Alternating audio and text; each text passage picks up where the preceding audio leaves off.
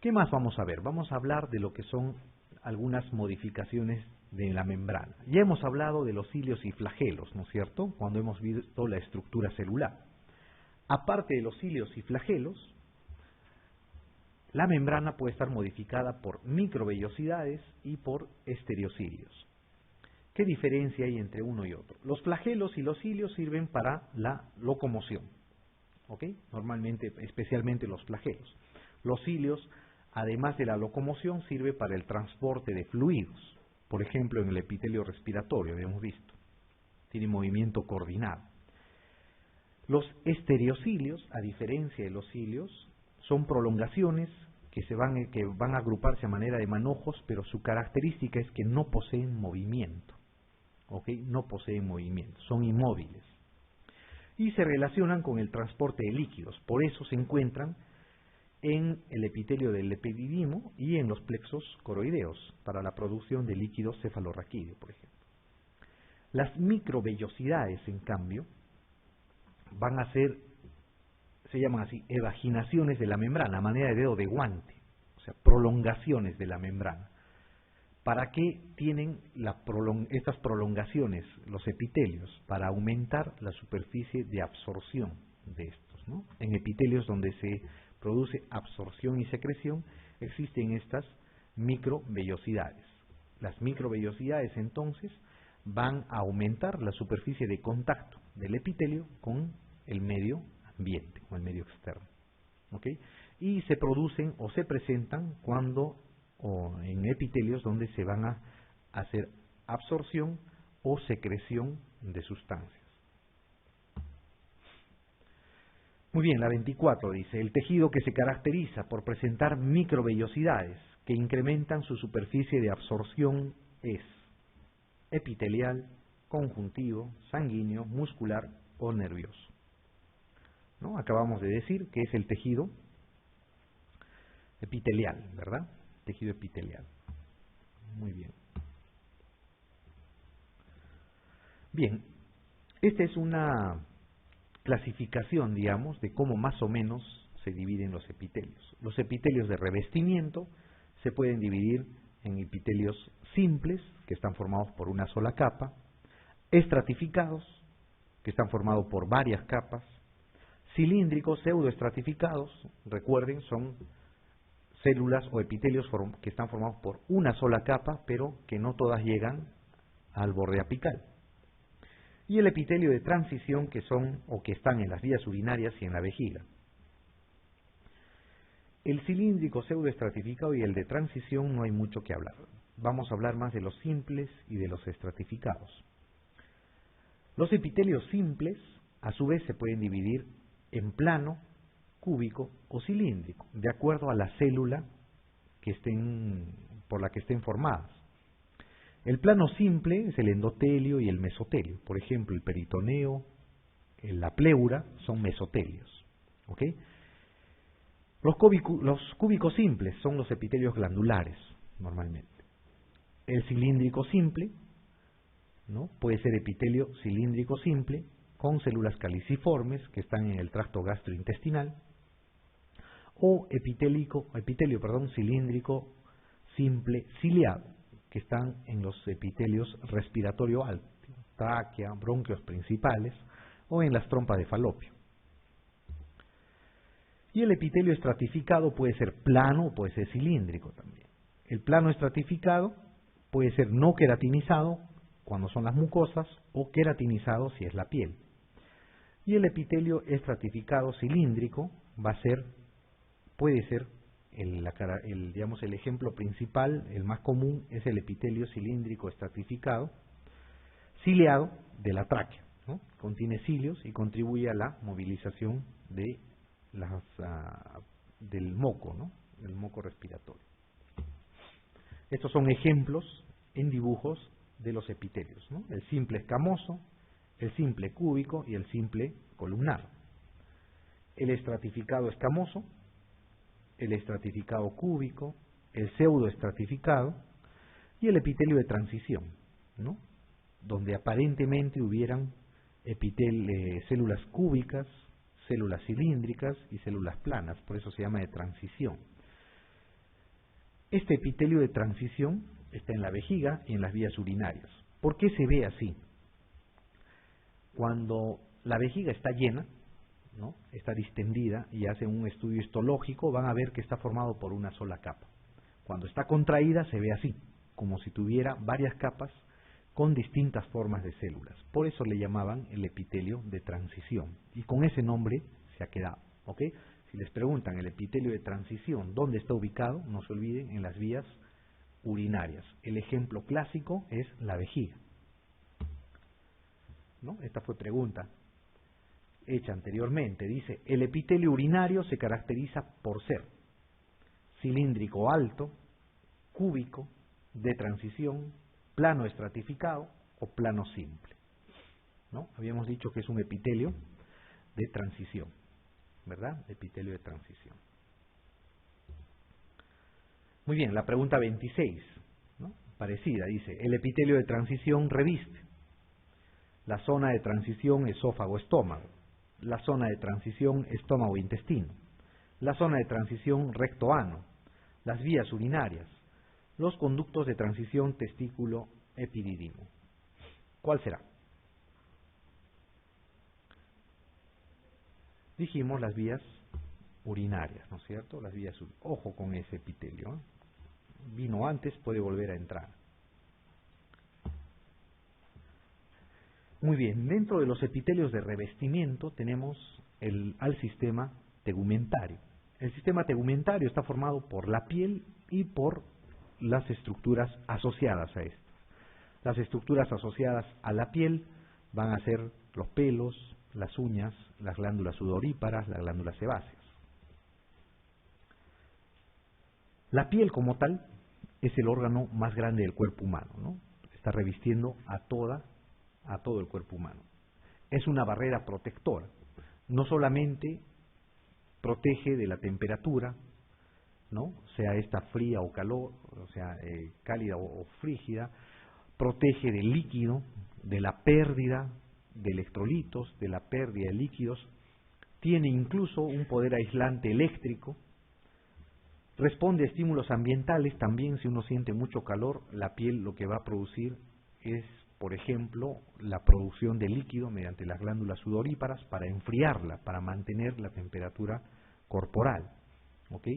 Si existe mucho frío, lo que va a producir es una vasoconstricción. ¿Para qué? Para disminuir la irrigación de la piel y así conservar el calor en la parte interna del cuerpo, ¿no? Entonces, responde a estímulos ambientales.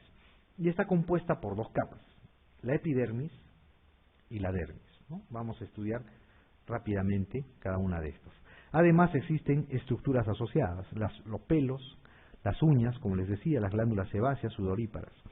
Y también existen unos corpúsculos que les sirven para captar las sensaciones del medio externo. Estos corpúsculos sensitivos o sensoriales son los corpúsculos de Meissner, de Krauss, de Pacini, de Ruffini y de Merkel. Los corpúsculos de Meissner están en el tacto, responden al tacto y están en las palmas y en las plantas de los pies. Los corpúsculos de Krauss van a captar frío. Los de Pacini van a captar presión. Los de Ruffini van a captar calor. Y los corpúsculos de Merkel van a captar el tacto superficial. Además, existen otras terminaciones libres que van a captar distintas sensaciones, sea del tacto o del dolor, que no están mencionadas acá, ¿no?, que son terminaciones o corpúsculos libres. Muy bien, este es un esquema de cómo se relacionan la piel, las capas de la piel con los componentes o los órganos accesorios, ¿no? Tenemos acá la capa más superficial, que es la epidermis, que está en rojo, con su membrana basal, con su lámina basal, sus células basales, que las dividen de la dermis, que está por debajo. La dermis, a su vez, tiene dos partes. Una parte papilar, ¿no?, que está adyacente a la epidermis, y una parte reticular que tiene manera de red, que está por debajo. En la dermis vamos a encontrar algunos órganos accesorios, el pelo, por ejemplo, ¿no es cierto?, con el bulbo piloso, la raíz, la formación del mismo pelo, adyacente a estos las glándulas sebáceas que van a lubricar, digamos, la salida, la emergencia de este pelo. Adyacente vamos a tener las glándulas sudoríparas, ¿no?, formadas por un ovillo, el cual le van a llamar glomérulo, y un conducto de secreción que se va a abrir a través de los poros. Todas estas estructuras están dentro del órgano que se llama la piel. Entonces vamos a hablar ahora de lo que son las capas de la piel, ¿no? La epidermis, como ven acá, la parte rosada, pequeña, está formada por 5 estratos. ¿Ok? Esos estratos sí tienen que recordarlos, han preguntado antes, pueden volver a hacerlo, ojo. Los estratos son la capa basal, es la capa más profunda, que está adyacente a la membrana basal. La capa basal es la que va a mantener el epitelio intacto. Es la que va a curar las heridas, va a producir la cicatrización de estos epitelios, de este epitelio, del epidermis. Luego sigue la capa espinosa. Espinosa se llama porque empieza a perder el citoplasma y los desmosomas empiezan a traccionar empiezan a hacer tracción entre célula y célula y tienen una forma como si tuvieran espinas. La capa granulosa es la tercera capa, pierden más citoplasma y los organelos celulares, los ribosomas, se ven nítidamente y parecen gránulos, por eso se llama la capa granulosa. Luego viene la capa lúcida, está previa a la última capa, ¿no? Es una capa donde han perdido los núcleos, las células, y por eso se ve medio transparente. Y finalmente el estrato córneo, que es el estrato más superficial, en el cual se van a ver células solamente membranas que se están descamando. No se olviden estas 4 capas: basal, espinosa, granulosa, lúcida y córnea. La principal es la capa basal. Muy bien, debajo vamos a tener la dermis, con sus 2 partes, la papilar y la reticular. Es responsable, como dice ahí, de la integridad estructural de la piel. ¿Ok? Le va a dar la fuerza, la flexibilidad a la piel. El sostén le va a dar la dermis, a la epidermis, ¿no? Gracias a ella, esta se sostiene y se mantiene fija hacia la profundidad. Dentro de la dermis vamos a encontrar los folículos pilosos, el pelo, el músculo piloerector, ¿no?, que responde al sistema nervioso autónomo. Cuando existe liberación de adrenalina, noradrenalina, se contrae y va a producir la erección del pelo, ¿no?, cuando se eriza el pelo frente a una agresión, a un estrés. Van a tener glándulas sudoríparas, glándulas sebáceas, y van a estar los receptores, que vamos a ver más adelante. ¿Qué otra cosa importante, qué otra característica importante deben recordar de la piel?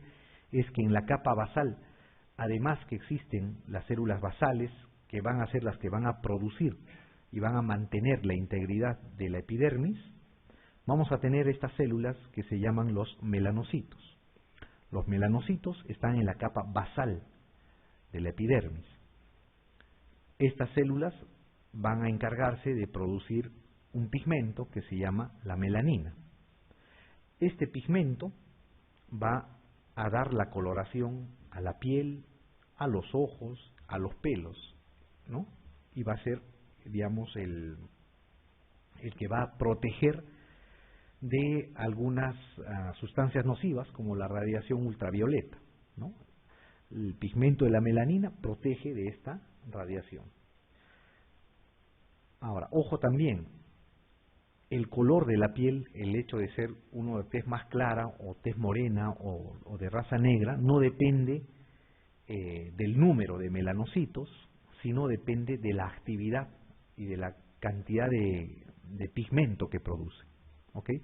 Normalmente el número de melanocitos es constante, pero la producción de pigmento es la que va a variar. Tenemos también dentro de la piel los órganos anexos, ¿no?, como son las uñas y los pelos. De los pelos habíamos hablado, van a salir en una dilatación que le llaman el bulbo, donde se va a empezar a producir las placas, ¿no?, que van a producir las placas de queratina, que van a producir el pelo, ¿no? Este bulbo va a estar vascularizado para mantener viva la raíz del pelo. En la parte donde se va a unir el cuerpo del pelo y la raíz va a estar insertado el músculo piloerector, ¿no? El cual va a producir el movimiento de este cuando se produce la liberación de sustancias tipo adrenalina, noradrenalina. Además vamos a tener las glándulas sebáceas, las cuales van a verter su producto al conducto piloso para salir a través de la piel. También vamos a tener las uñas. Las uñas son órganos modificados de la epidermis, ¿no? Tenemos la placa unguial, ¿no? Esta placa unguial va a estar adosada en el lecho unguial, ¿no? Si bien es cierto, va a estar adosada, va a estar adherida, pero no se va a fusionar con esto. En la placa unguial, en la parte más, digamos, más proximal, vamos a tener la matriz unguial, que es donde va a salir o se va a producir o va a empezar a crecer la uña, ¿no?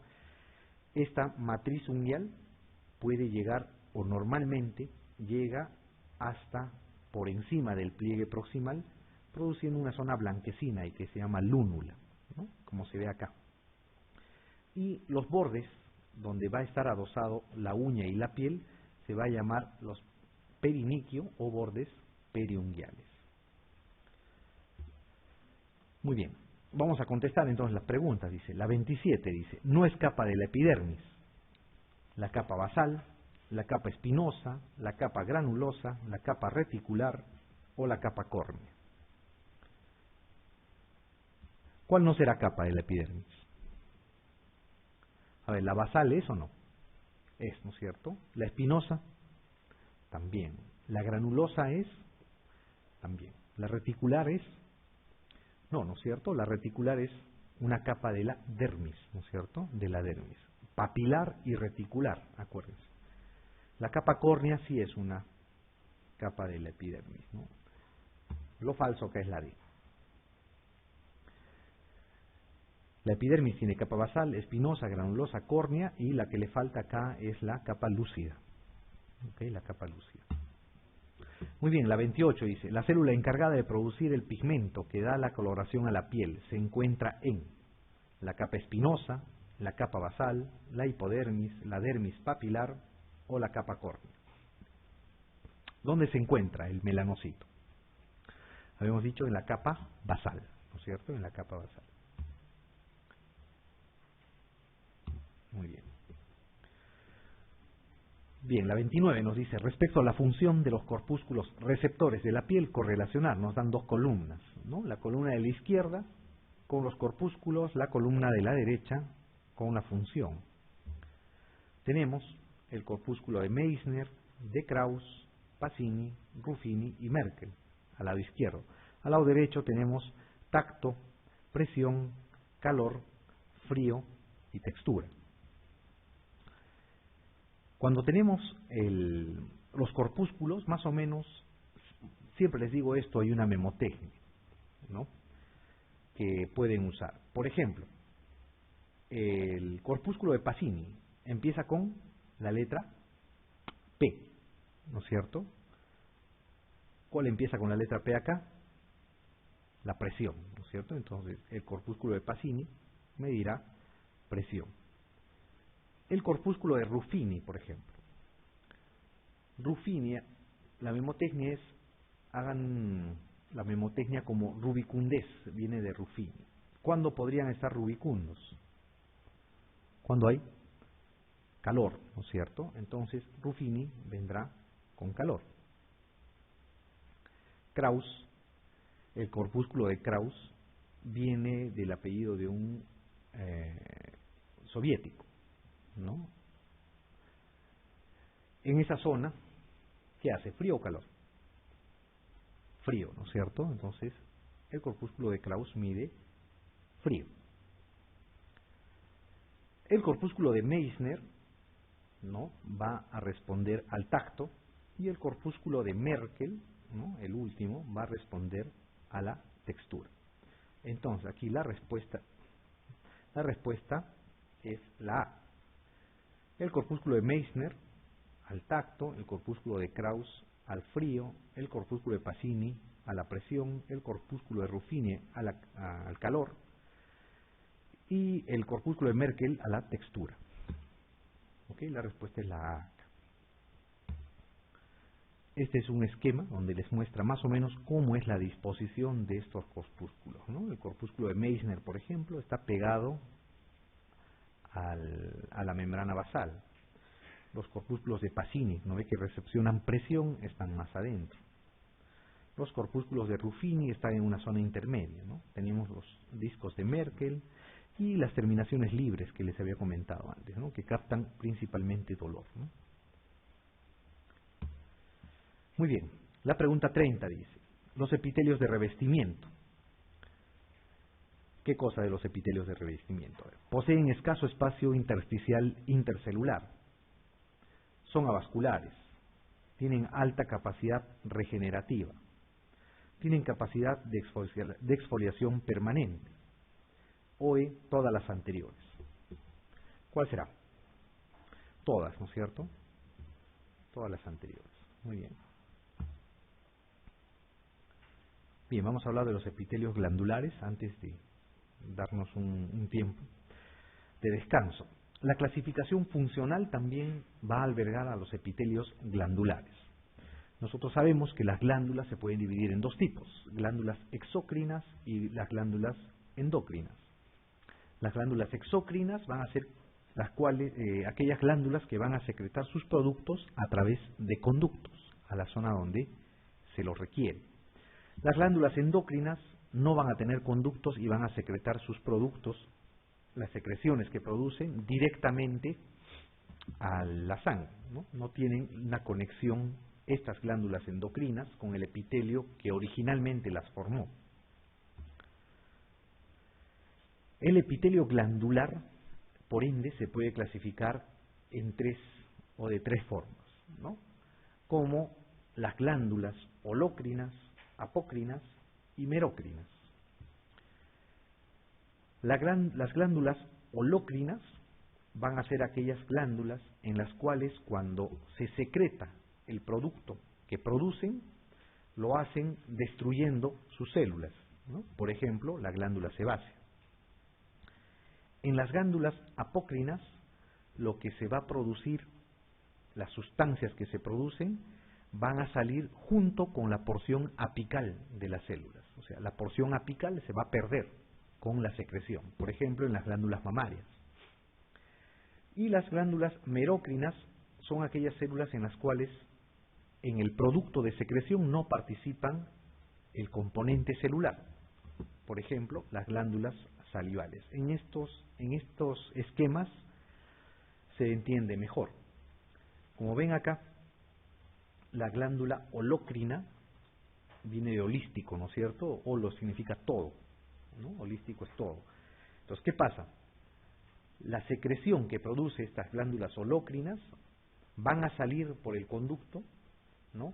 Arrastrando las células que están produciendo esta secreción. O sea, ¿cómo se produce la secreción? Se producen dentro de la célula, se abre y la célula muere y sale junto con la secreción, ¿no? Eso se llama holócrina. La merócrina es lo contrario. Son glándulas las cuales van a permanecer sus células intactas, solamente van a verter el producto de secreción al interior de la glándula y después van a ser expulsados a través del conducto. Y las glándulas apócrinas van a ser aquellas en las cuales solamente se va a abrir o se va a destruir la membrana apical, la parte del ápice, ¿no? Por ejemplo, en las glándulas mamarias, ¿no? Pasa esto. Muy bien, la pregunta 31 dice, la característica distintiva de las glándulas apócrinas, dice, provoca la pérdida de la célula completa con su producto de secreción. La célula no participa en el producto de la secreción. Se pierde la porción apical del citoplasma con el producto de secreción. Vierte sus productos directamente al torrente sanguíneo. La glándula en su totalidad es destruida en forma cíclica. ¿Cuál será?